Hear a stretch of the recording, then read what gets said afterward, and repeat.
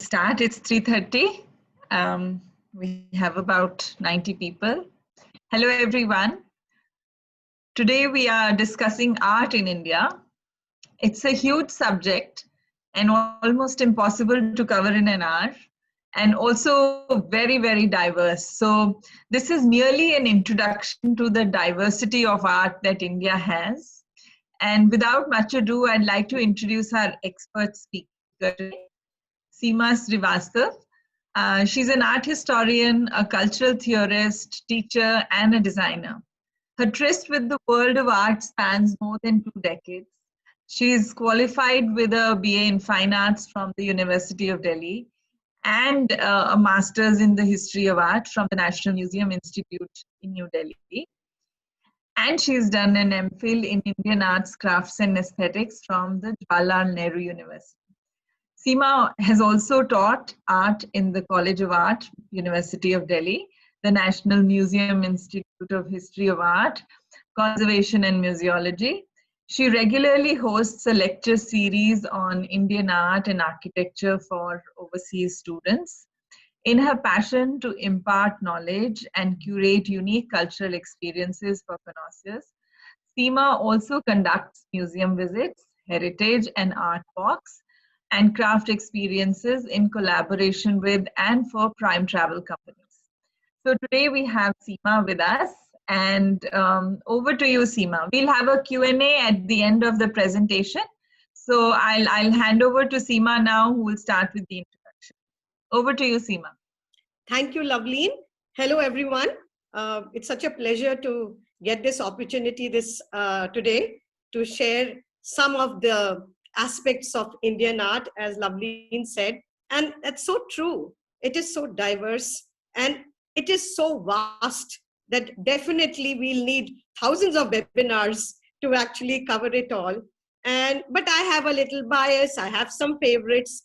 And I decided to just sort of give you an overview. Before that, I want to start with a quotation which I really like. All of you might have heard of John Lennon. And his wife, Yoko Ono, says, "Art is my life and life is my art." And I think this is such a beautiful quote because it sort of sums up the life of all artists or their experiences when they actually go out and look at nature or their recordings or their own emotions. And I think this sort of is the story of art. It is generally how we will look at life and our experiences and form a visual expression of it. Because art has a visual language, just like we speak. So it just seems so apt to call it an A to Z of Indian art, because A to Z is, of course, the language we speak in, although it will be difficult to put it all down. I've made a selection, and many of you will feel that I haven't covered things like the popular ones or important ones or the ones you like. The idea is that I have just tried to assimilate a few examples which will somewhat cover the varied aspects of Indian art. See, Indian art history dates back to more than 2,500 years, but its roots go back to about 30,000 years. And art and artists have had an astounding effect of life, and they have described it in their works. And in fact, the changes that have happened with political, social, economic, religious, or all kinds of worldviews have been reflected in art. For example, India, a country which has been deep-rooted with mythology and religion, has a very important representation in art, whether it is on temple walls, or caves, or monasteries, or then moving into paintings and sculpture, or followed by patronage of kings or rulers, whose nobility got reflected in art of their architecture, buildings, manuscripts, or even when colonization happened, whether it was the French, the Danish, the Dutch, or the British, the blending of the West and the East, which resulted, of course, in different kinds of colonial art, colonial architecture, and then finally to the aesthetics of independent freedom thinking after independence, when art became more individual, experimental, and had a more global worldview. So let me take you through this A to Z of Indian art And so we can start with the first slide, which will sort of give you an introduction, and then let's take it from there. Yes, so it's A for Ajanta. And many of you watching here would be familiar with Ajanta. Many of the slides I have selected are also part of the World Heritage Sites designated by UNESCO. But Ajanta definitely takes the cake because it is, I think, one of the greatest art produced by humankind. Um, Interestingly, it was discovered accidentally in the 19th century when the British surveyors were moving around in different parts of the country, either making roads or surveying land. And it is one gentleman called John Smith who accidentally came across these caves. And he couldn't believe it. This was a village called Ajanta in Maharashtra, where more than 30 caves were discovered. But it was later on, as they kept exploring these terrains, that they discovered that the caves were full of these beautiful paintings. So next, please. Yes. It also had a vast number of these shrines. And when, of course, on close look, they realized it was related to the Buddhist faith.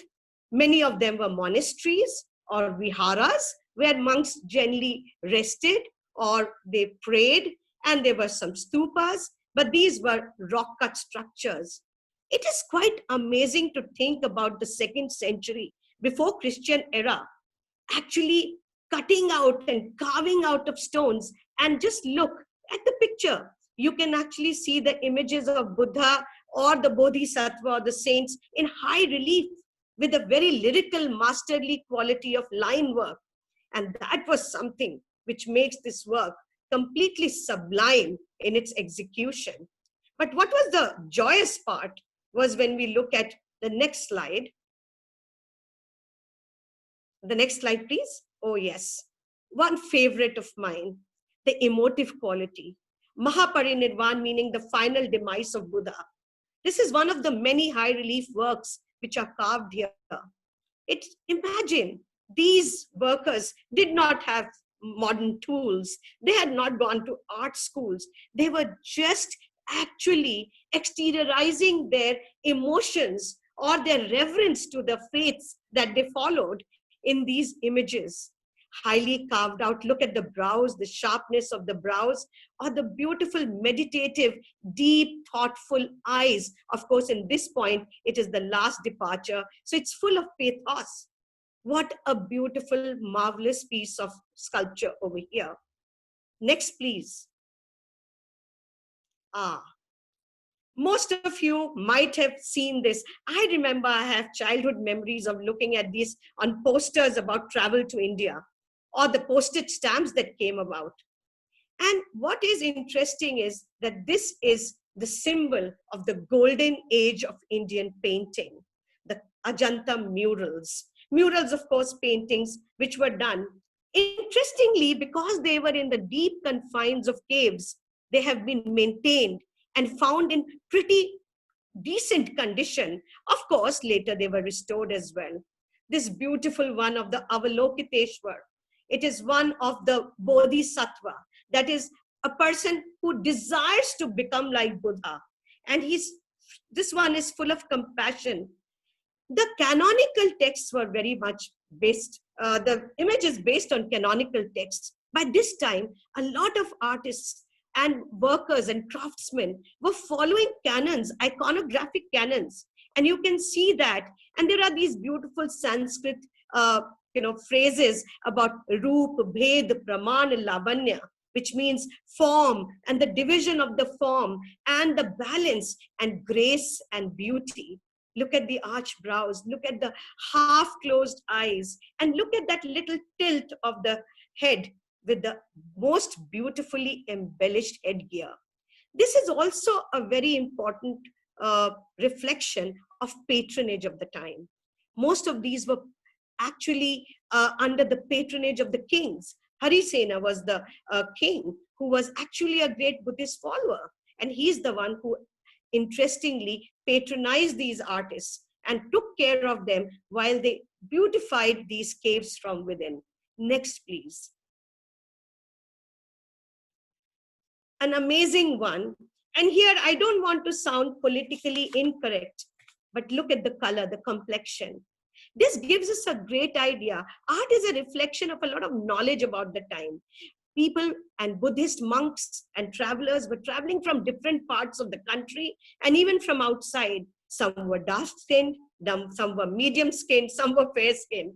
And I think this is a very good example to show you how the artists were wonderfully trying to give this realism and beautiful master line work, sensual forms, and amazing harmony. The interesting part is the techniques. That was the time when it was a very laborious 20-layered technique of actually preparing the grounds with cow dung, with husk, with clay, preparing it well, and then using natural colors, organic colors from leaves and trees, or crushing stones. And just imagine, we're so thankful that they have still, they are alive there today, and we are able to go and actually get a view of it and be able to appreciate Indian art so much more. Next, please. An amorous couple, wonderful emotions. And so just look how voluptuous she looks. She's all bejeweled with jewelry. Gives us a very good idea of the time. Gupta period, a time which is called the golden age of India. Rich, it was one of the most affluent time, and it is quite visible here.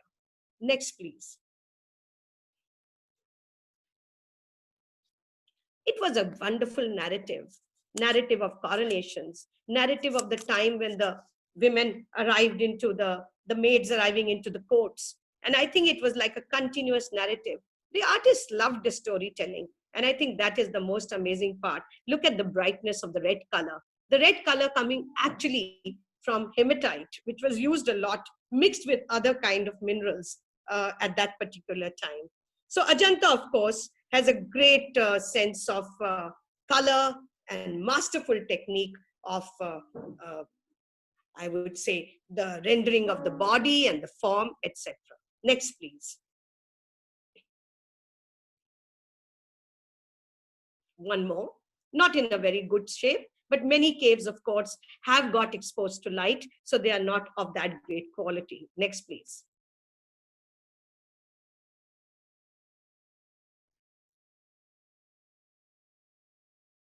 Next. Aha. So they're not chronological, as you can see. Suddenly we've jumped into 20th century.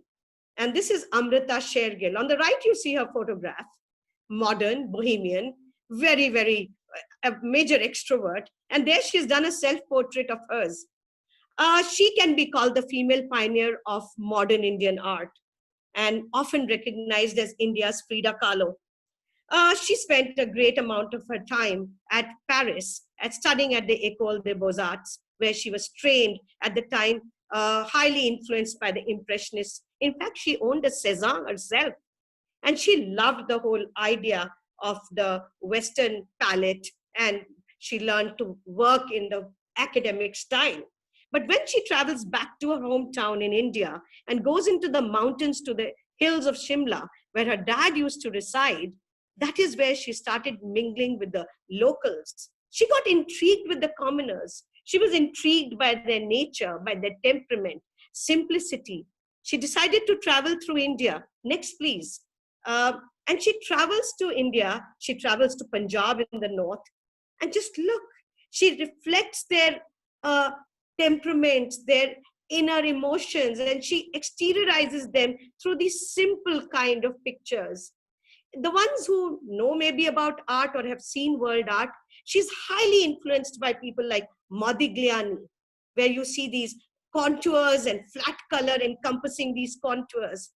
There was a kind of stillness about her pictures. She introspected into them. She was heavily influenced even by traditional Indian miniatures and had traveled to Ajanta. Next, please. Oh, look at her palette. Looks more like Ajanta. We just saw the cave paintings. Her influence of the palette changes. She suddenly becomes modern because look at her. She doesn't have a depth in the pictures. The figures just come right onto the surface. as if they are going to come into your pictorial space. But the Indian tinge of that little vermilion in the forehead, or the parting of the hair, or the flower, somewhat reflects on her love for those little Indian motifs, which she's completely in love with. Storytelling. She loves the simple lives, and she also wants to become a social commentator about the hardships led by people at that time. Next, please. Oh, a series done in South India called The Bride at Her Toilet, or The Brahmins. Wonderful elongated figures, highly influenced by Modigliani. A very simple minimalistic palette, very few colors, becoming more monochromatic. But unfortunately, she died very, very young. She was only 28 when she died in childbirth. If she had lived on, I think she would have been a complete giant on the world series of art. But in spite of her small life, she left behind a compelling body of work. Next, please. Okay. We've been talking about the roots of Indian art, having gone back thousands of years. Bhim Bhetka, well, also referred to as Bhim Vatika. If I think of Bhim, of course, the story of Bhim goes back to the Mahabharata, which is quite recent as compared to the time when this particular works were made. Can you imagine these rock shelters in the central part of India, not very far from a city called Bhopal in the state of Madhya Pradesh, are rock shelters which have paintings done about 30,000 years ago. My God, isn't that surprising? You know, when I visited that place, I was very young when I went first time. And I thought, oh, some children have done this. Can we go to the next slide? Then you'll get a better idea. Oh, yes. I remember painting like that in school when I was a kid. But then as I grew up and I went to art school, I was told, this is definitely a Paleolithic period. Caves over here have paintings which stretch for about 30,000 years. And these ones reflect the people who lived there, the indigenous tribes, the groups of clusters of tribal people who lived there and who must have lived in the confines of these caves. Look around this whole area, very accessible even today on a travel trip. And you can see it's full of great flora, fauna, rivers. Must have been such a wonderful place for inhabitants in those prehistoric times and staying there. Can we go to the next? I don't think I need to tell you what they're doing, a dance.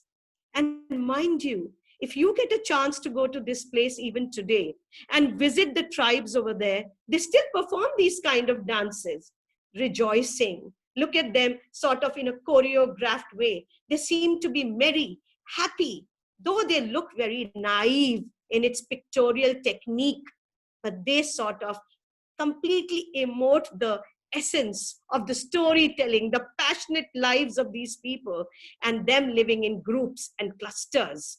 Next, please. Animal figures. And this is very, very interesting because the first question comes, why would they make animals? Of course, it would be because they hunted. It's possible that the day they went out for hunting, there was a ritual to draw an image and then go. Or when they got one, they made it as a recording that today I came back with a bison or a bull, so I'm the victorious one. So imagine these kind of images all over. I'm sure many of my learned friends out there might know about Altamira or Lascaux. Can you imagine? These places were, in fact, they are older than Altamira, discovered, in fact, before Altamira actually, and many of them were done at that particular time. Some images look stylized. Oh, yes.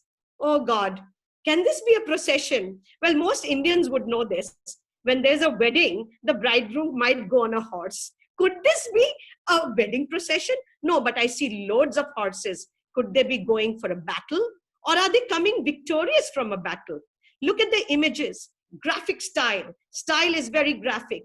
Figures are stick figures and with a little color. The color is generally hematite or limestone, sometimes mixed with a little blood and fat of animals. Brushes were generally twigs or little grass which they collected.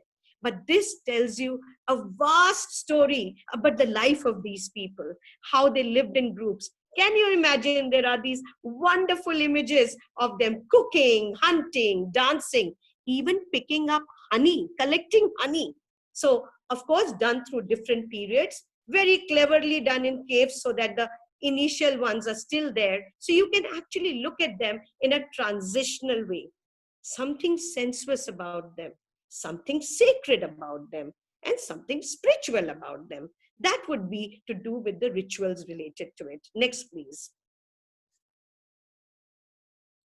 Ceilings. Next. Eternal. There to stay. Look at the charm. C for Chola. Chola, of course, we've gone South India. A technique which they have mastered. And some of the museums, if you go to Chennai in the Madras Museum or the National Museum, Delhi, has this amazing collection of these beautiful figures, mostly iconographic to Hindu or Shaivite themes, mostly Shiva, but most of them are taken from the Hindu faith. Let's go to the next.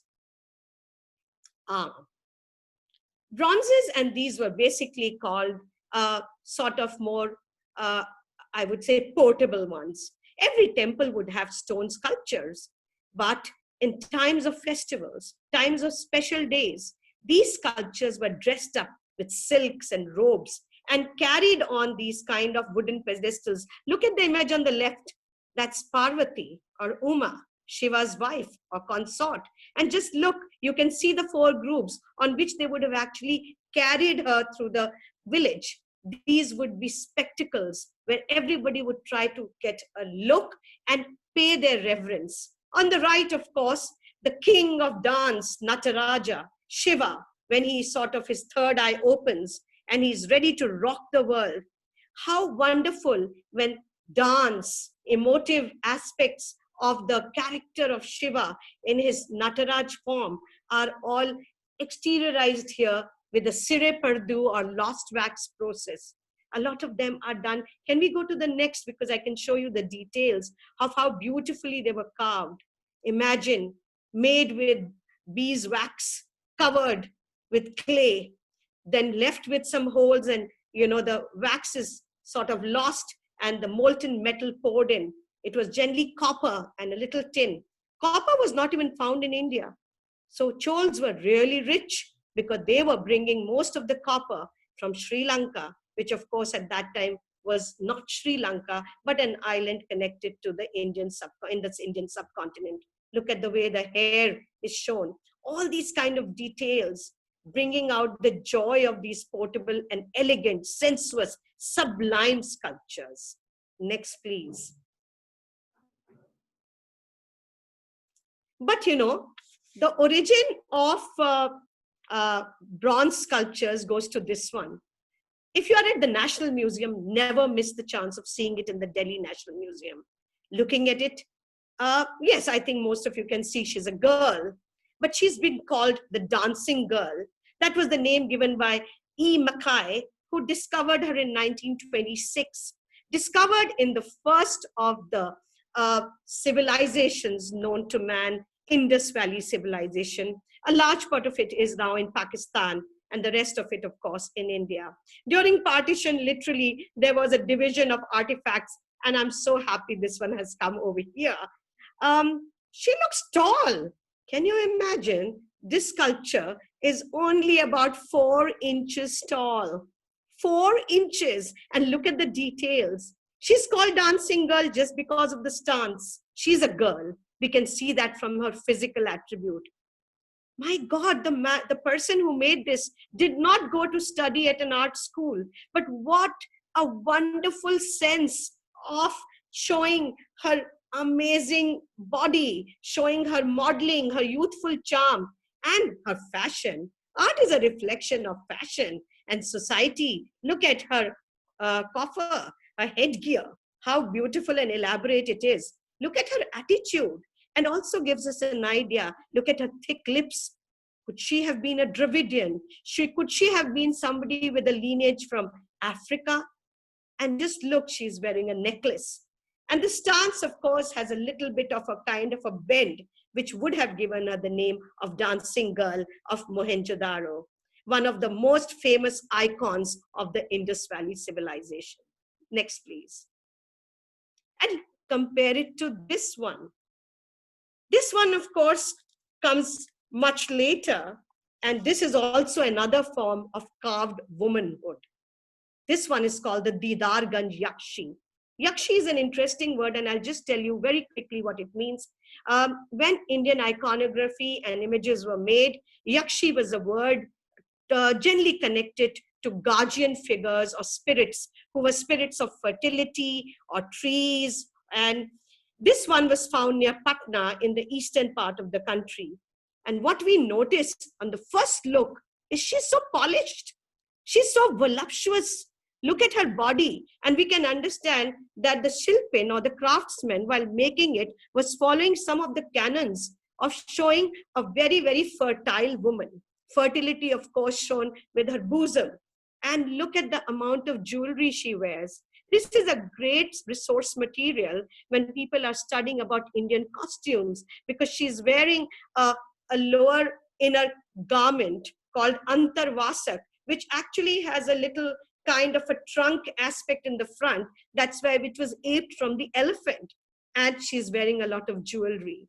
Carved completely in the round, because you can see her rear and the frontal portion. It is life-size, in fact, larger than life-size, and has visited even Smithsonian and a lot of museums of the world. So this is a beautiful one, which is my favorite. Next one, please.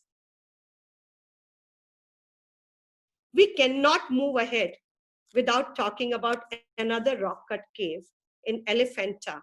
The name, of course, given by the Portuguese when they visited this island and they saw this little statue of an elephant. This is very close to Mumbai, but this is a completely Shaivite structure. Shaivite meaning it's got a lot of images connected to Shiva. Today, of course, I can't tell you so much about the iconography, but this is a beautiful one. It shows the three aspects of Shiva.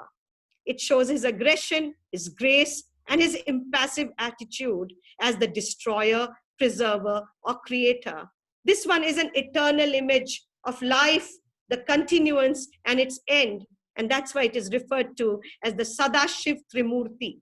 Sadashiv means the eternity of Shiva, and Trimurti means three, Murti means sculpture. Carved in a high relief inside a cave again. And this one, of course, again, a very important site, UNESCO World Heritage Site. Completely, when you go in, it's tranquil, it's calm, and it sort of adds to the whole atmosphere as if you're just one with Almighty. Next, please. Yes, folk art. This is where I've got some text. Rather than just, I would tell you, folk art is a very, very dicey word. According to the West, folk art is a skill. It's a skill people do by hand. They've not gone to an art school to learn it. And they are basically making something which is made by communities for utility. Okay?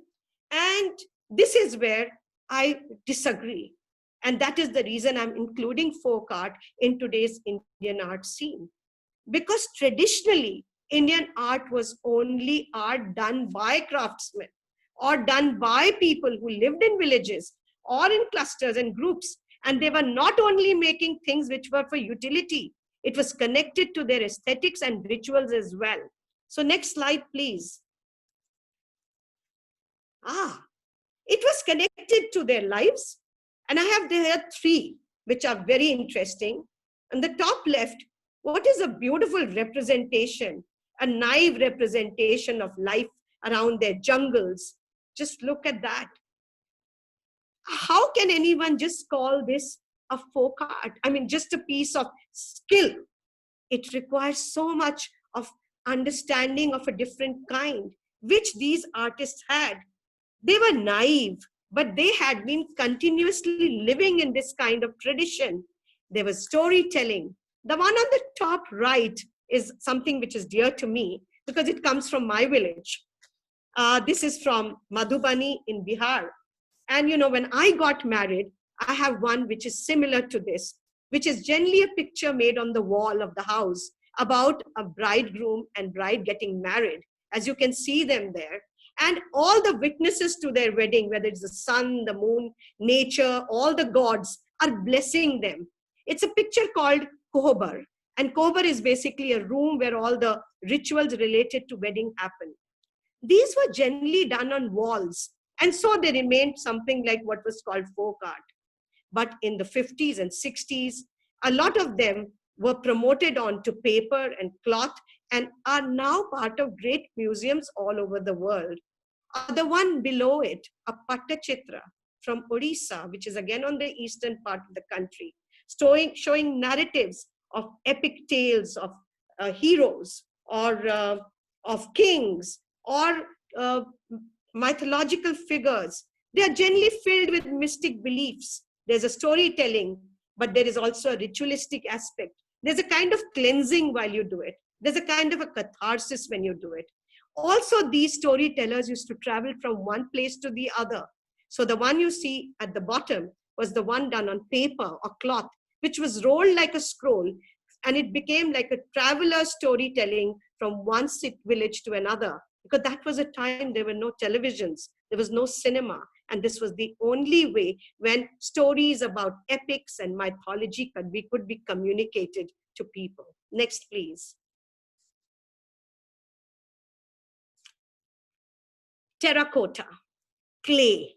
Clay, I think all over the world, one of the first elements. In fact, a child, might start his or her life playing with clay, or maybe a more kind of a refined form in plasticine or Play-Doh. Clay, something which connects us to the mud. It connects us to our roots. It connects us to our fertility. So a lot of images were made in early times with terracotta or clay itself. This is an amazing piece describing Ganga. I'm sure many of you know Ganga. For those who don't know, it's the Indian name for the river Ganges. The river Ganges is not a water body for us. She's a goddess carrying that pitcher, which is the pitcher of that holy water, which she'll pour and cleanse the earth and completely cleanse us, wash away all our sins.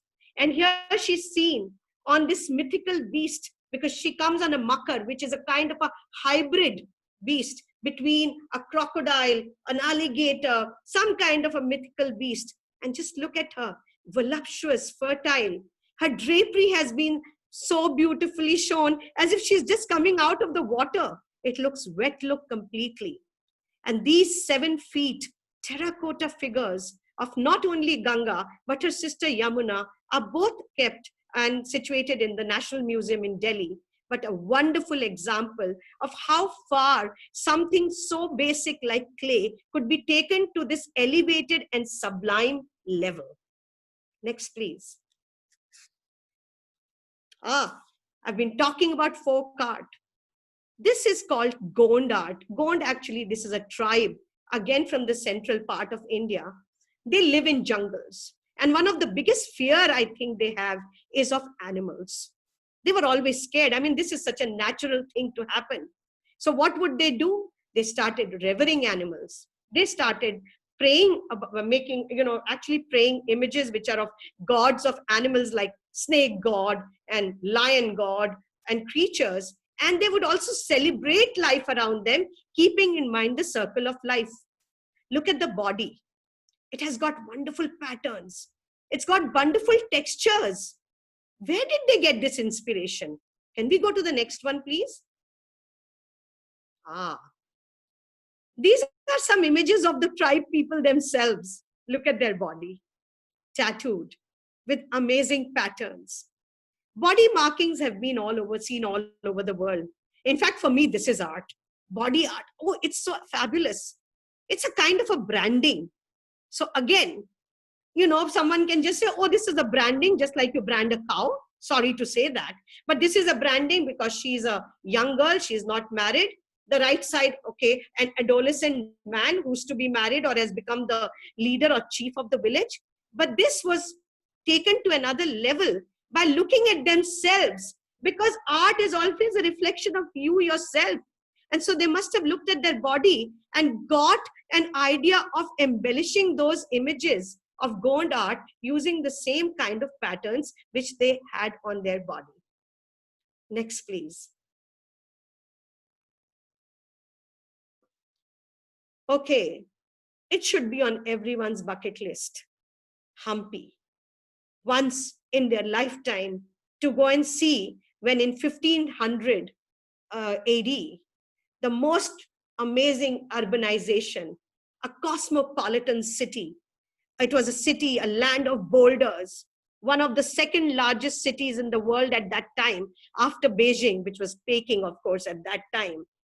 At the banks of the river Tungabhadra, great architecture, great town planning. The king considered to be one of the greatest of the time. And not only flourishing nation, a God-fearing nation. And today, when you go there, it's a beautiful, untouched place, a lot in ruins, but a lot telling us the story of the greatness of the people at that time, their lives. They have wells there, they have palaces there, they have forts there, they have temples there, and they even have a chariot here. The king, it is said, Krishna Dev, had visited Odisha on the eastern banks, where at Konark he had seen a chariot. He was so impressed with the chariot of God that he decided to build one here. Look at it. It looks like a one piece of stone. Well, it was done with a lot of layering, technical virtuosity of making the stones in circular positions for the wheels at that time with these kind of man-made lathes. Granite is a hard stone to carve, and they managed to do a lot of it with granite and basalt, which was also found there. This was like a portable temple which could be taken from one place to the other, which was the inspiration that it had from Konark. Next, please. The Lotus Mahal, or the Lotus Palace. It is interesting how the influence of nature comes into architecture. The architect here is clever. Look at the arches. The arches are not just plain arches. It's a beauty of a lotus plant, or the leaves of the lotus have been captured over here in the pavilions and the colonies of this whole area. In fact, this was made much later, after the influence of Muslims entering into India, because you can see the influence of Islam, and that's why it is also an example of the Indo-Islamic cusped arches with the lotus petals. It was flourishing. Hampi was a very important place, and that is why we see a lot of mingling of world architectural elements happening here. Next, please. Okay. Anybody who has been following modern Indian art, even to move towards contemporary, cannot miss M.F. Hussain, also sometimes referred to as the Picasso of India. M.F. Hussain was a very, very major exponent of the post-independence progressive artist group. You know, when the British came here, they were the ones who set up this amazing academic schools teaching us the Western style of painting. While in India, of course, people were retaliating in the area of Bengal by setting up schools and ateliers teaching in the traditional Indian art style. Hussain said, no, art is something where we are free to do what we like. Can we not still follow the great Western techniques, but we can paint whatever we like, either from Indian mythology? So we see him influenced by that kind of cubist approach, which was very modern at that time. Unfortunately, highly controversial in his themes and his techniques. M.F. Hussain, unfortunately, not there today, did go through a lot of highs and lows, but definitely under the hammer of Sotheby's or Christie's has fetched great prices. Next, please. Some great works of his, very conceptual as well. On the extreme right, I don't think it needs a title. And most of you can look at just the silhouette and say, is that Mother Teresa? That was the kind of allegorical and very, very symbolic charm that he captured in his vision. Next. Okay. At this point, I know there are a lot of things we are going to talk about, but I've chosen Indo-Saracenic, a word which is very important in Indian architecture. With the movement of Middle Eastern styles, the movement of the Muslim style, the Persian style, Turkish style, the French style, and the British Gothic style, along with the Hindu elements, the Buddhist elements of architecture, got a name called Indo-Saracenic architecture. Seen a lot in India, but Mumbai as a city, which was then called Bombay, there was a watershed of Indo-Saracenic architecture. The picture that you see is, of course, of the great Prince of Wales Museum, now called Chhatrapati Shivaji Maharaj Vastu Sangrahalaya. Well, it's a very long term. Let's just refer to it as Prince of Wales or CSVM or whatever. So let's go to the next slide. The museum here, you can see, when you enter in, this museum is not a collection where you go to see the collection of more than 50,000 artifacts. It's the architecture of the building which is superb. Just look at the vaults, the arches. The vaults remind you of Gothic cathedrals in Europe. And the dome, in fact, immediately takes us to Islamic styles. So it's got this wonderful blend of everything together. A great example, has won an award for one of the best preserved architectural sites in Mumbai a couple of years ago. Next, please. But if we talk about eye, there's another very interesting thing. I'm sure some of you have guessed which place this is. But what we can see is kind of a horror vacui of very interesting kind of inlay work. So let's go to the next. How beautiful is this? Oh God, reminds us of Taj Mahal. Oh no, it's not Taj Mahal. It's got that kind of window, but look at all that work of inlay work, the Pietra Dura in these beautiful colors. Where is this? Next, please. Oh, some more. My God, what place would this be? And can you look at the slide at the left bottom? You can see vases and floral patterns and cypress plants, as if Turkey has come into India. Where are we talking about? Next, please. Itmatuddola's tomb, the mini Taj Mahal in Agra. I'm so sorry, but this is my favorite.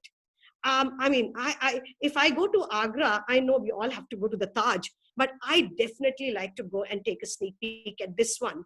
And this built by Noor Jahan, who was actually Jahangir's wife. Jahangir, of course, the father of the builder of the Taj Mahal. And what is interesting, that this doesn't look totally Islamic to us because of its flat-roofed dome, which was so Indian in style. Very simple, minimalistic, but made in the Islamic layout. So I for Indo-Islamic as well. But look at the side below the structure slide. Does that look like fabric? Anybody who understands textiles in India looks at it and says, oh, is this chicken work from Lucknow? That beautiful embroidery from Lucknow? I must tell you, this stone work, but Noor Jahan was the greatest patron of chicken work. And so she got her workers, the stone carvers, to actually ape that embroidered fabric onto stone. Next, please. Jamini Roy. Jamini Roy comes from the eastern part of the country, from Bengal. Again, from the Bengal School of Art. He was taught in the academic style, but he went back into getting inspired from the folk traditions of his village, making his art mythology naive. On the right side, we see the goddess Durga seated on an animal. But interestingly, she looks more like a little child or a very naive form of art. Or on top, Krishna with the cow. Oh God, how beautiful is the design. Look at the colors. So vibrant, so lyrical. And this is only something that Jamini Roy could do, a kind of a stylized pattern, and he becomes the hero of Indian design. Kalighat paintings, very closely connected to Jamini Roy, a style that developed, a very folk style that developed at a temple called Kalighat Temple in Calcutta, where people would come to visit the temple and take back some souvenirs or some kind of, things connected to the temple itself. These were first time made drawings on paper. They were like watercolors. Was this the influence of the British? Very much, which we can see on the right side. While the British were making satirical works, the one on the right is really funny, because this kind of art also developed into the social statement of the kind of lives led by people, with satire and humor, showing henpecked husbands wearing British shoes and wearing Indian dhotis. Next, please. God. The place where I've seen more of this than India is in Holland. Oh, yes. Can you imagine? In the museums of Holland, because when the Dutch were here, they promoted a lot of this kalamkari and took it back. They were intrigued by it. Kalamkari, the name of this style, kalam means a pen and kari means the art of working with a pen. Can you imagine this is all done hand-drawn by pen? Amazing, intriguing. They were actually backdrops in temples. They were put as the story of the gods who were in sculpture in temples as a backdrop. And they were done with these wonderful natural colors, of earth colors, colors made from plants. And it's a very laborious technique. And next one, please. On the left, you can see how laboriously it is done. It's a kind of assembly line. One person only does the outlines. The other starts filling the colors. The third works it more. It started as a backdrop for temples, but when the Dutch were here, they promoted a lot of bedspreads and fabrics. And today, of course, it is moved into very high fashion, haute couture. On the right side, you can see it's being used in the fashion world today as well. Next, please. I think any of you who have seen the Indian currency notes or coins know that this is our national symbol, the lion capital of Ashoka. And lion capital of Ashoka is an extremely important symbol of nationality, but this was made in the time of Ashoka, who was a great follower of Buddha. And he actually made this as his devotion to Buddhism, as being a great follower around 250 before Christian era. And this one was a part of a capital of a lot of pillars that he actually got put in different parts of the country. Okay, I think we should travel to the north and take you to Ladakh. L for Ladakh, of course. But this is one of my favorite, the Likir Gompa or the Likir Monastery. Very, very, one of the oldest of the Gompas. And I remember, I would love to go there once again. And this is one of the most amazing Gompas, where about 100 to 200 monks and young boys are being trained to become Buddhist monks. But what is beautiful, first of all, of course, the location of the architecture, always somewhere far away from the madding crowds, somewhere where there's solitude. Next, please. But this is a repository of great, beautiful paintings done on cloth called thankas. Thankas are a very interesting part of Buddhist artifacts, which were basically stories about Buddhist deities with their lives. And these collections were generally done on cloth, and they were wrapped up and kept very carefully. And that's why many of them have been retained and have survived all these years, only taken out for special festivals. And look at the detail of work. They could be as grotesque as Mahakal, the protector deity in Buddhist iconography to very simple and graceful ones. But this one, just look at the coloring. Look at this. This is one of the dukhangs, or the beautiful halls where the meetings are held. And look at the walls. So amazing. They seem to be floating. And they are so much reminder of the floating pictures in Japan or the Oriental world.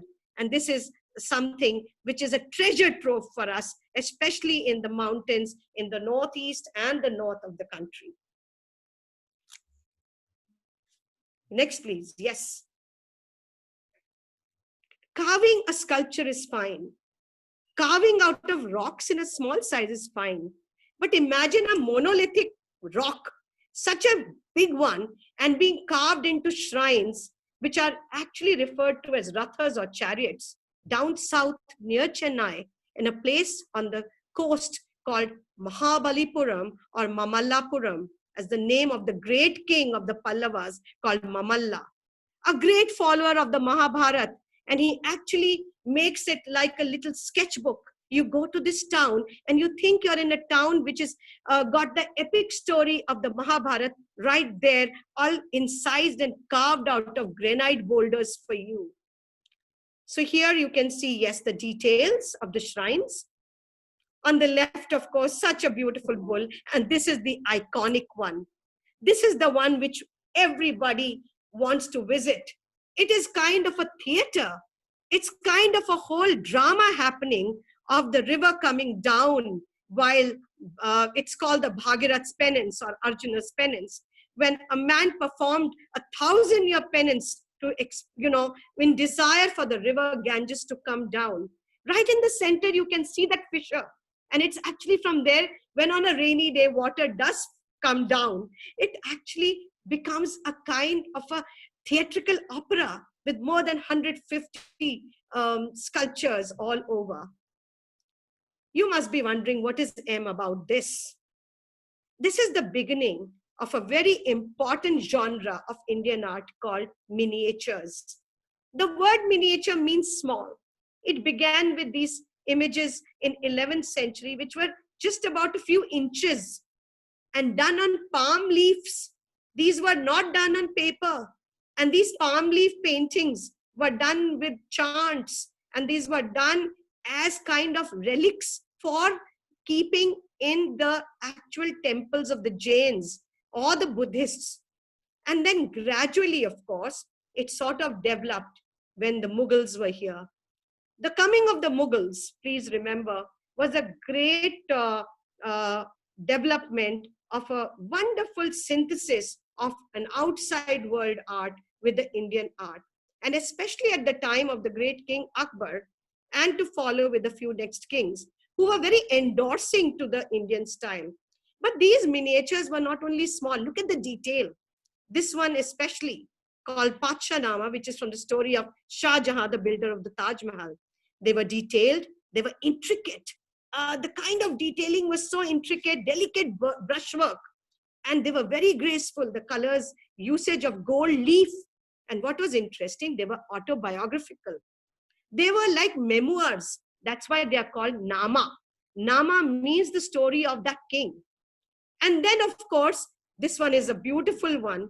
When the Mughals, Akbar especially, had his marriage alliance with the Hindu princess in Rajasthan, at Amer, and after that, developed the extended miniature school of painting in Rajasthan. And then it sort of culminated at the foothills of the mountains, with the colors becoming somber and stories about the lovely lives of the kings and queens, but also mythological tales. This is from the Pahari school. Okay, yeah. And it shows the story of Rama and Sita, but the colors have mellowed down. Next, please. Okay, a little bit again. See, we cannot think of not talking about Indian crafts at all the time. The folk art or the folk crafts or the traditional crafts. And this one, of course, Namda. Namda is the name of a traditional felted carpet of Kashmir. Houses were, it's very cold there. A lot of art develops because of the utility. They need it because it's cold. They need carpets, which are felted carpets. But they also have to make it look beautiful. So I like the word utility. And on the left side, you can see a Namda. But on the right side, you see Kashida Kari, actually needlework, another end. The shawls of Kashmir with that delicate kind of charm of paisley patterns, and the trees and the plants so reflect their own lives. Two oil paintings by an artist whose works are the best collection is at Baroda in Gujarat or in the National Museum in Delhi. The works, oh God, are they speaking to us? Is that sari really with gold and silver and silk? Oh God, what tactile quality. Who is this man? Let's go to the next. Well, oh, works of the same artist, but they look garish. They look too bright. Yes, so O is for oleograph. Oleograph was a new technique developed by an artist called Raja Ravi Verma, where he made these lovely oil paintings, but to have more people get them or get, there was so much demand for his works, he developed a printing technique where he used prints of his oil paintings called oleographs. Now, unfortunately, the colors were brighter because the inks at that time were not as mellowed as the colors you could get in oil paints or oil paintings.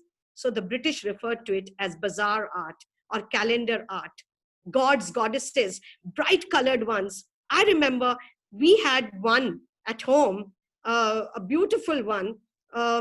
Unfortunately, I was a child, did not know the value of these, and I don't know where it got lost. But today, I wish I had that. And look, another level of actually embellishing it with embroidery. So oleographs became very important when he set up a great printing press in Mumbai in the 19th century. I'm looking at the time. I'm taking a bit extra time, but I'm sort of near P, and I would like to take you all the way up to Z, and I just hope that's fine. Madhvi Parikh, a contemporary artist. And for the reason I'm showing you, she's one of the very, very upcoming, but very mature artists, lived in the village and decided to bring her folk traditions and bring them onto Sotheby's and Christie's.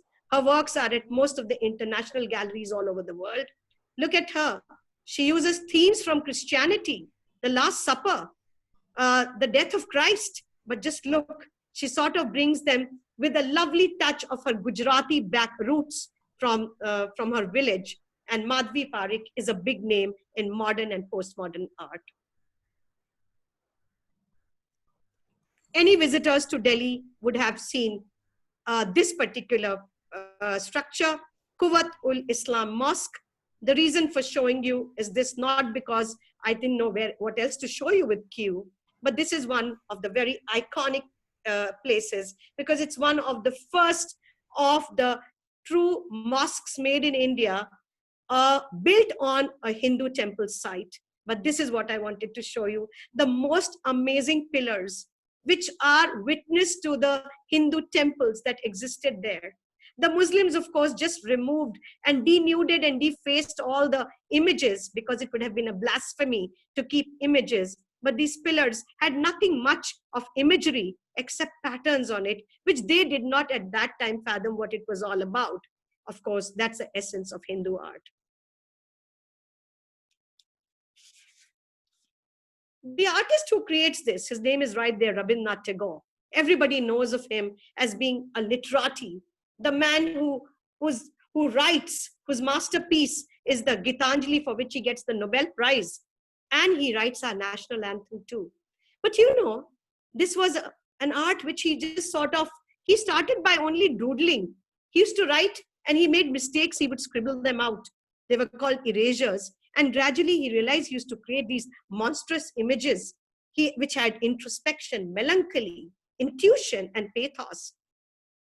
And that is how this beautiful world of Rabindranath Tagore, again to be able to see it, the National Gallery of Modern Art in Delhi.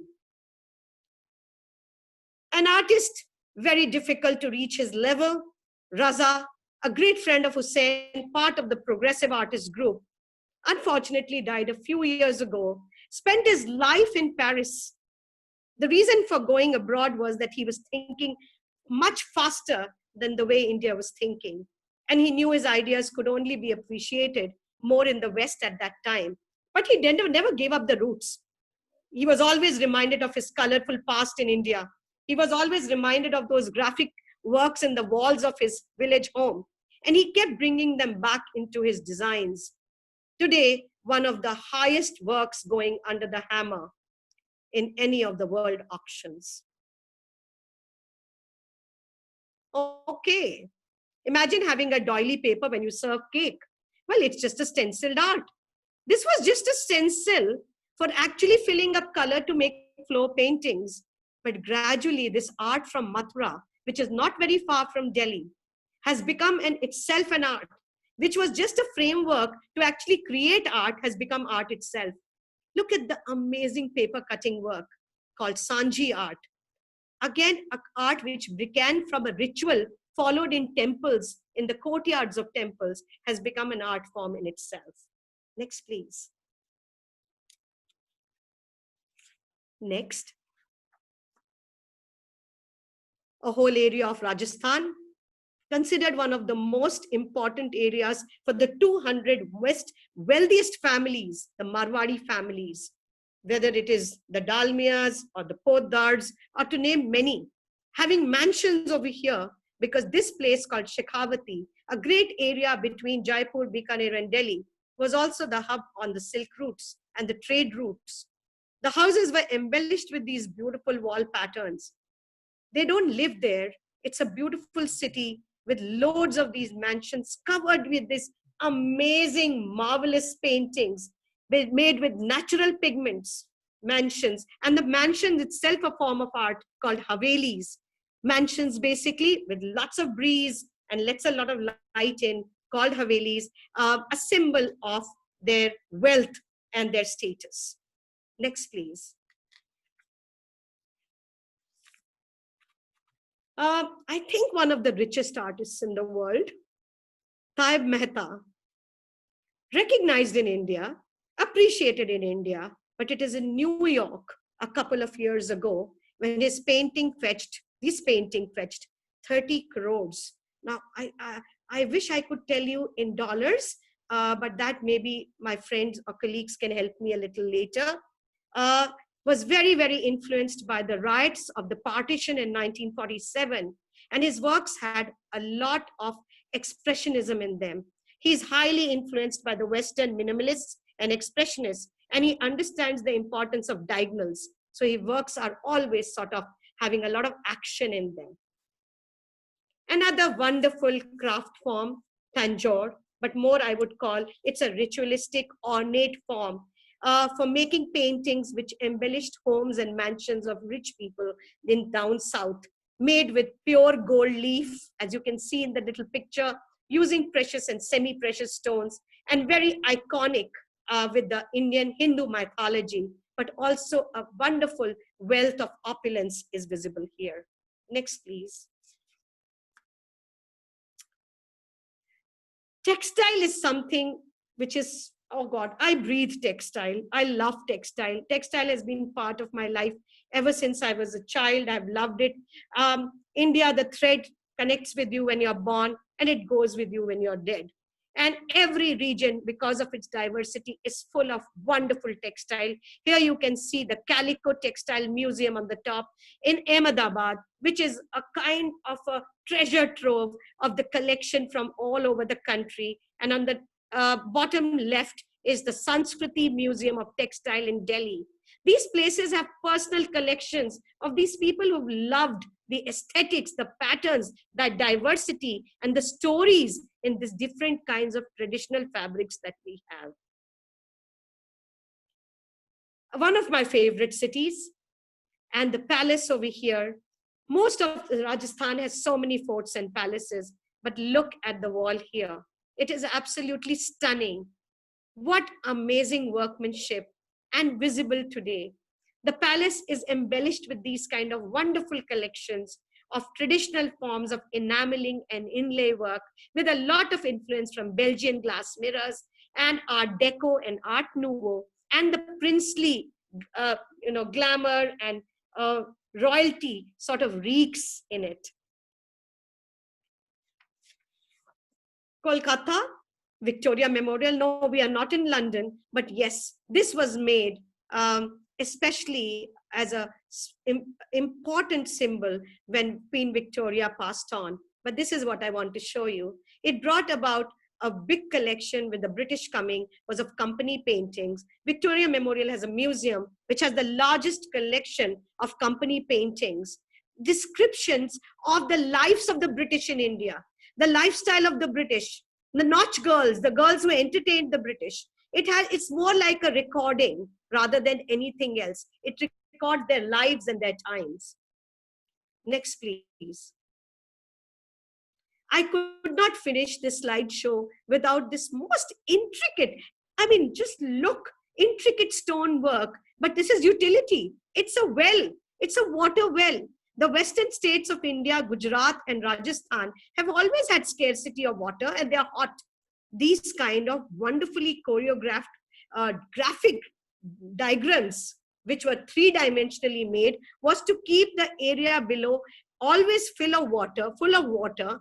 They were cool, they were resting places where people could get some solace, could have little gatherings, but it was also their lifeline. So can we call that utility again? I'm sure we can. Cannot finish a slideshow without a very important kind of a style of wall painting called Varli, named after a town in Palghat in the western part near Mumbai, where celebration of the life of farmers, village folks, and their simple life of happiness and harvesting and joy of everyday life is visible in these beautiful graphic drawings done with rice powder on, oh yes, the great master, Jiveso Mache. He unfortunately passed on. The biggest collection of his works are in Paris at Musée d'Homme, because no artist, well, he was a village guy. He just did it, and gradually people noticed his work and they asked him to actually do it on paper, and now they have been contemporized in the Western world. Oh, we are on Z, Zardozi, something which is very dear to me. An art that came from the Middle East, from Persia, called zareen or zari, called that is gold. Silk was very much available here, and it was under the patronage of the great King Akbar that he set up ateliers where these wonderful guilds with craftsmen coming all the way from Persia, Isfahan, came and taught the Indians how to do this beautiful embroidery work with gold thread. This is Lady Curzon when she had the coronation here as being, of course, one of the important persons, of course, with becoming the Lady Curzon as such, when her husband became the Lord Curzon in India. This was a Zardodi dress, which of course now is part of the British Museum, is a beautiful collection, again done by Indian artists. So I wanted to end on that our art has reached all over the world. Sorry, I had to rush a little in the end, but I still hope you've got an idea of what I was talking about. Thank you. Seema, thank you so much for a very insightful presentation on Indian art, and it kind of covered every aspect of Indian art, from paintings to modern paintings to art in the architecture and ancient cave temples and murals, and beautifully done, kind of very comprehensive. So now the floor